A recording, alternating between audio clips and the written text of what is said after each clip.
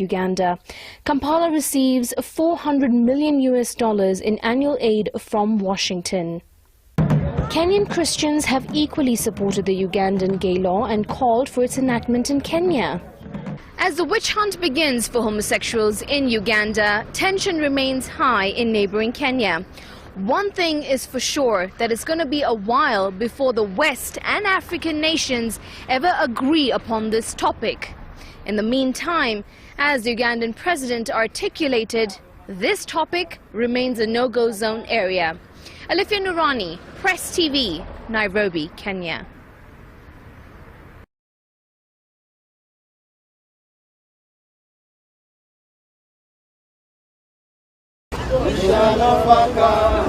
It's only until recently that gays and lesbians in Kenya came out of their closet to press for recognition and their rights. They appear emboldened after 48-year-old Binyavanga Wainaina went public about his sexuality and his decision to champion the rights of gay people in Africa.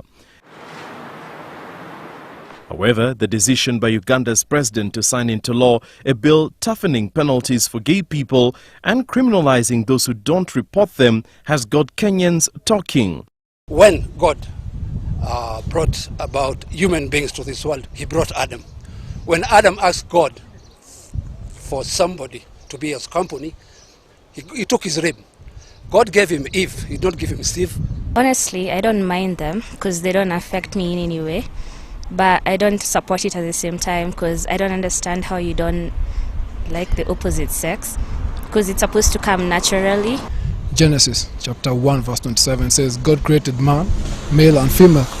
If gays were to be, or if man and man were to be in companionship, then God would have created two men. The men of the cloth have also condemned the gay rights movement, saying it was inconsistent with Africans' cultural and religious inclination. Mambo haya watu wana practice wanapoanza kuishi. Ni watu ambao wamejiinvolve katika mambo haya walipoanza kuishi. Si mambo ya kwamba mtu amezaliwa amekuwa na tabia hii, amekuwa na tabia hii. Si mambo ya kweli. Si research ya kweli. Hamna. But Pastor Samuel Njiriri faulted his colleagues for embracing liberal teachings for fear of upsetting the status quo. You may see some preachers, they don't preach this in their churches because they want more members to flock in their churches. So we are compromising, and compromisers always pay a terrible price. Religious leaders have voiced their displeasure at the West for threatening to cut aid to African nations if anti-gay laws are not scrapped. Twatishwa kwamba jambo hili ikiwa hatukulikubali tutanyimwa mpaka misaada. To hell with that misaada. Kwa sababu leo watu hivi sasa hivi pamoja na dunia kwamba imechafuka na gharama na nini, watoto wa kiume wengi hawana kazi. Unakwenda waambia wawe mashoga. Pamoja na shida iliyoko, kisha unakwenda kuwahimiza wawe mashoga. Nini umeipangia hii dunia? MPs are mulling legislation similar to the one signed by Uganda's President Yoweri Museveni Monday that proposes tougher fines and stiffer penalties on anyone found guilty of engaging or associating with gays and lesbians. Richard Kagoe, K24 Evening Edition.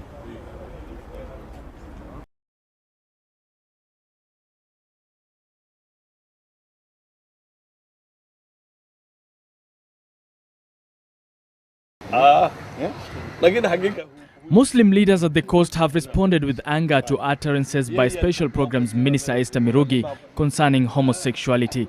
Addressing a national symposium on HIV and AIDS at the coast, Mirugi came out in full support of homosexuals, saying their rights must be respected. But a section of Muslim leaders have come out strongly, saying the utterances by the minister were misguided. Hii ni mipangilio ya kutubadilisha sisi kuwa kama wanyama.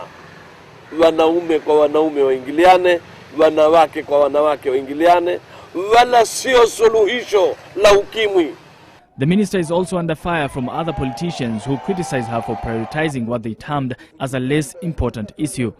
Na juzi ameteua mbunge wenu kusimamia mambo ya IDP.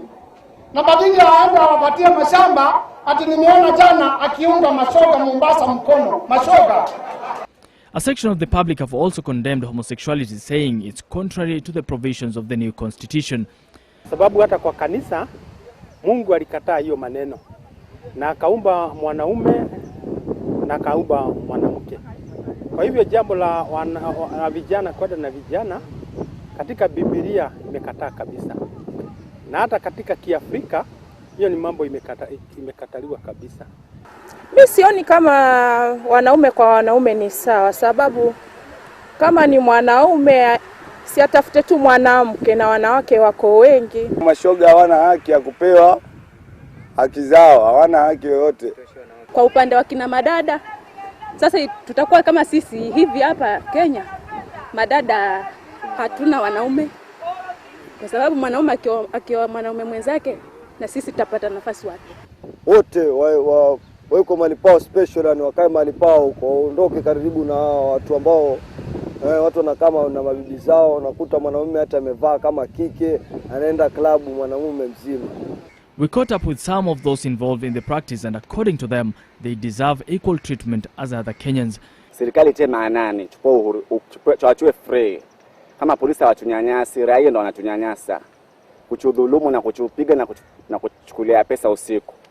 Hata kama hiyo waziri hakusema, mimi siwezi hide my feelings. They say they must be accepted as they are. And as regards the spread of HIV and AIDS, which is now believed to be common among homosexuals, Ukimu ni accident, kinipata bahati mbaya sawa, nitaugua na nitapona, nitatumia dawa. Homosexuality was a key issue raised during campaigns for the new constitution, as opponents and proponents used it as a campaigning tool to favor their side. Harith Salim, NTV.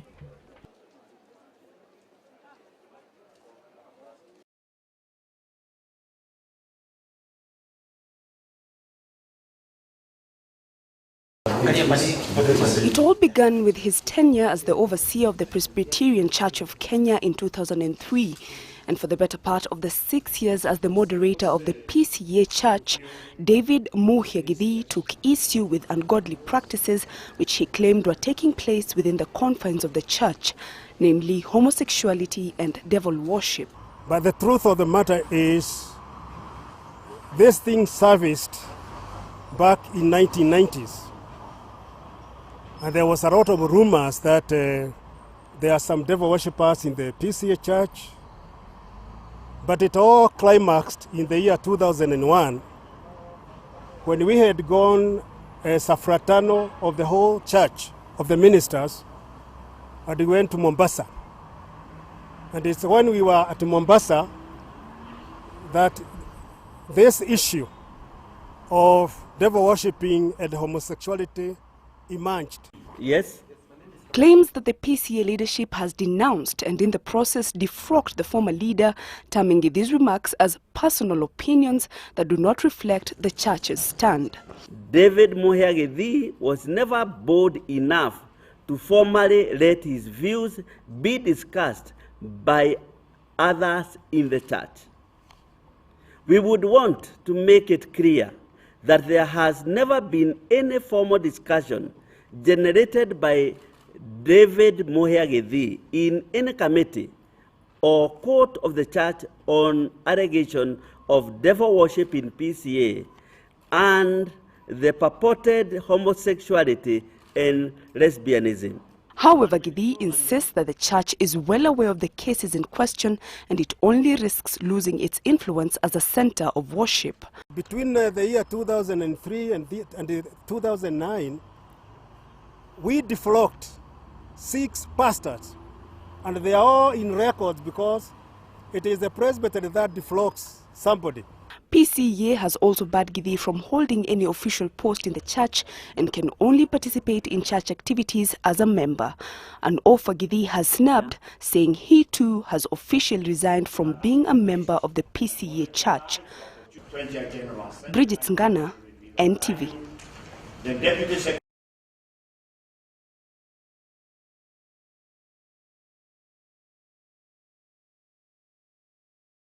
And it's high time the Presbyterian Church of East Africa style of worship be elected on the African context of worship. To a resounding applause, the then moderator of the PCA Church in Kenya, David Githii, mapped out his agenda of revamping the way Presbyterians worship, preferring dancing and clapping to the centuries-old tradition of standing and coordinated hymn singing. And like the biblical prophet, he too was never accepted in his own church, especially when he, together with a section of church elders, descended on 30 stained glass windows and metal grills said to be over 100 years old at the PCA St. Andrew's Church. Githii said those objects contained symbols associated with occult activities.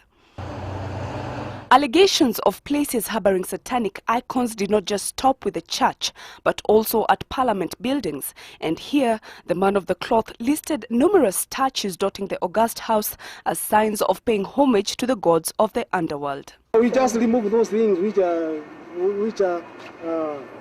are icons of the evil. Githii was born 67 years ago in Kimanja village, Kajiado County. The father of 6 resigned from teaching in 1980 and joined St. Paul's United Theological College to pursue a course in theology in which he attained a doctorate degree. Even with his recent defrocking, Githii insists that his title can never be removed. Ordination is not from a human aspect. Ordination is from the throne of God. And it's not anybody who called me to come and to join the ministry to be a pastor. It was God's call.